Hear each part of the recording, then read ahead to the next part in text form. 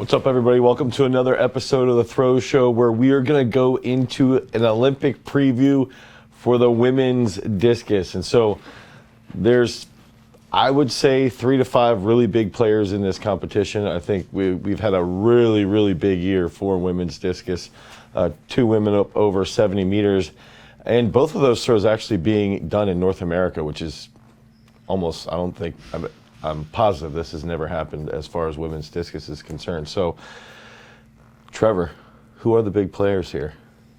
Well, you can see the list here. So, leading the results list, at least, the distance list, is Urinde with 70.22, and then Valerie with 70.01. So, obviously, they're the furthest distances, but as we know with discus, it is different competing in a stadium versus an open field where you can get more wind.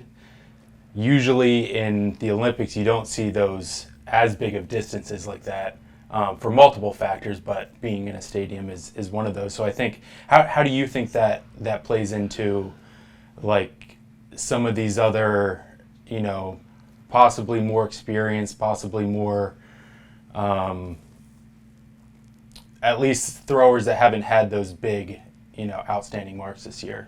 I think it's like it's interesting because discus is such a technical event. Not that shot isn't, or hammer or jab. They're all very technical, but it's more technically altered. It's like if there's a little bit of a position that's off, especially inside of a stadium, you're going to start to see some cracks in people. And I think when you look at the World Championships, even going back to 2019, you've got to see how do athletes like Perez and Mishan and Perkovic, how do they compete when they're on the big stage? And they're all very well seasoned and well proven.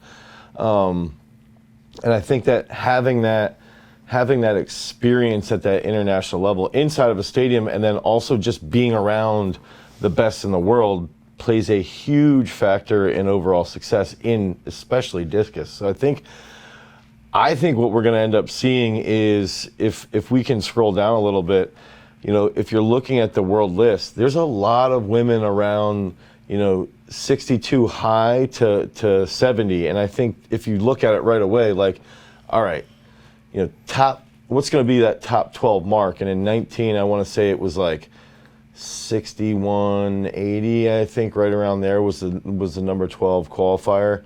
I think CC was 13th or 14th. And then you've also got to look at some of these, even some of these women that are in the top 25 aren't going to be there, at least as far as that mark is concerned. So I think it's going to be interesting to see how Urinde competes. She's done really well internationally at the European stage and the junior stage.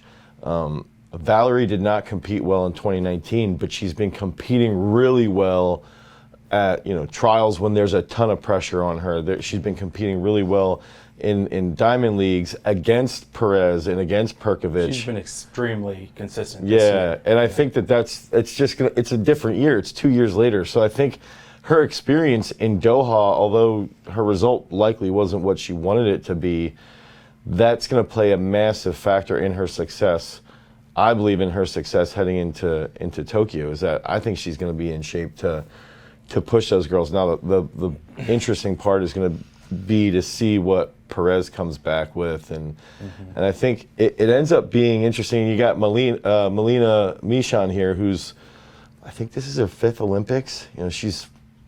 I'm old and she's 5 years older than me, so she's 42, and then That's incredible. Yeah, she's thrown 65 already. Now she threw that in France, and some people will cry and say there was a lot of wind, but it's like, dude, if she can go out and throw 65 again, that might be 4th, 5th place, and that can really shake things up, especially when that distance gets thrown. I think when a woman goes out and throws 65 or 66 on their first throw in the final, that's when it can really have an impact on others, and they can start to feel a little bit more of that pressure. So it's really going to come down to, when you're in that competition, only really worrying about yourself, only being concerned about yourself. And I think that's where, a lot of this stuff's going to come into play. So we have Cece, Yep. who's going for us. So are those the sorts of things that you're telling her going into the competition? Yeah, and I think she got I think it was 13th in 2019, and she PR'd at the World Championship stage. She typically does compete really well at a bigger stage. She's been looking pretty solid in training, and for me, it's basically like,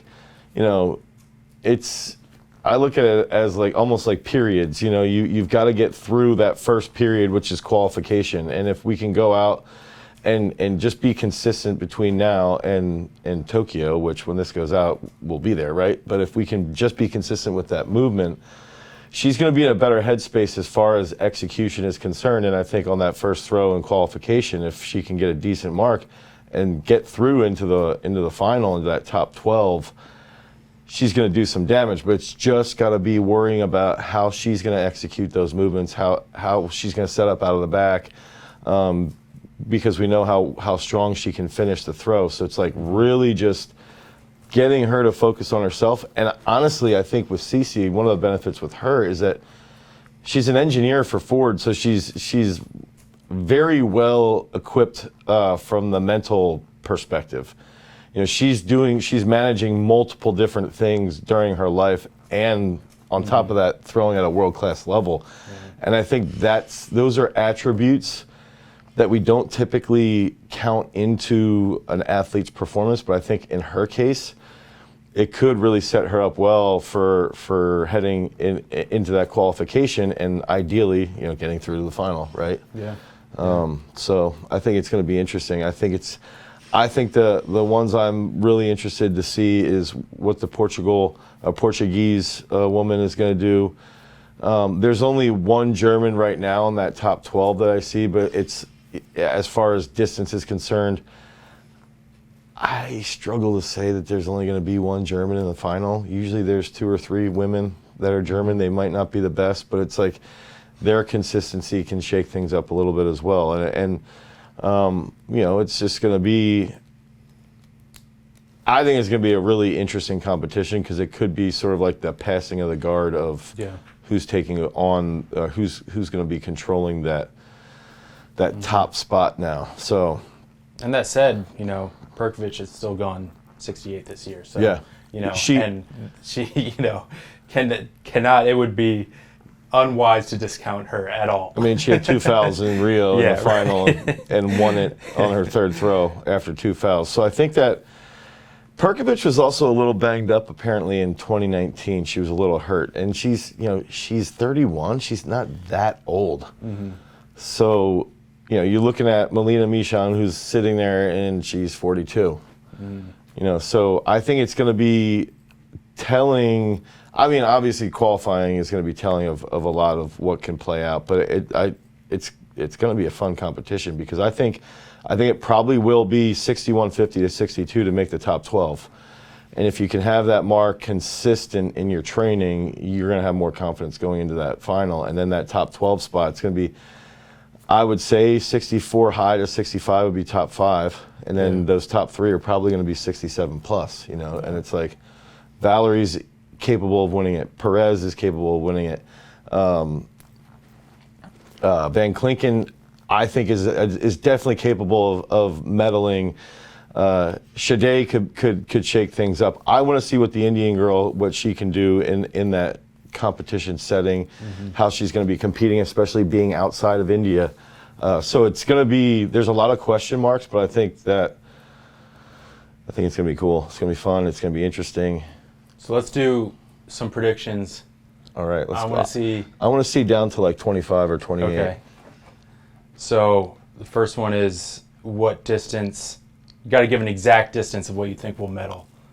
Medal. I mean, there's Danny Stevens down 23. Like, dude, and you look at it. She could come out. Mm-hmm. Yeah.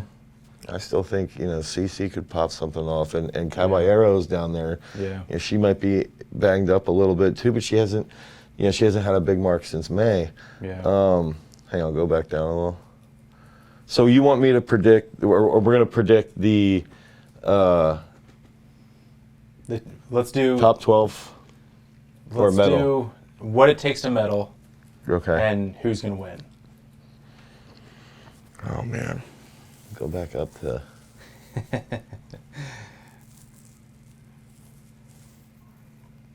You know what I think is going to take the medal? I'm gonna say, I'm going to go, I feel like this might be a little low. I'm going to say 66-73 66-73 is All right. bronze. All right. I'm going to go, I was thinking a little higher. 67-13.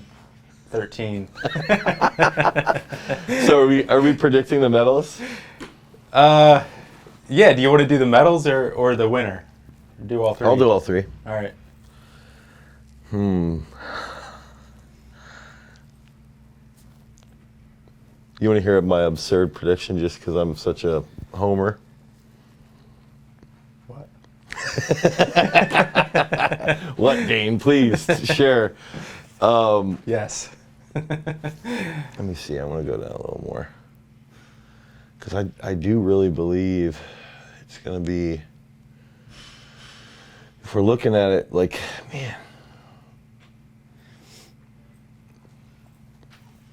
Okay. Ready? What is it? I'm a homer. CC comes in third. Yeah. And then I've got Perez and then Valerie Allman winning it. All right. I think The only thing is, let me jump in. The only thing I believe, though, is Perez. She competes so well, and I just feel like she's such a hard-nosed competitor and she doesn't get shook. yeah. So it's like, if she can put something out there, dude, I think in Doha, I want to say she won on her first throw. Mm-hmm. So it's like, it might have been first or second throw. It's like, if she puts something out big in the final right away, I think that's going to be speaking volumes. So I'm going to go the tried and true experience, taking it. Perkovic wins, then Valerie, then Perez. Okay, that's a pretty solid. I think that's a very solid prediction. Well done, Trevor. So stay tuned to see exactly what ends up rolling out with the women's discus. I think it's going to be an interesting competition. I think there's a lot of factors at play. Someone like Mishan can come in and really shake things up in that top 6 to 8. Qualifying, I'm still going to predict that it's going to be 61-50 to 62, somewhere in there. And I'm looking for CC to really rock the throwing world.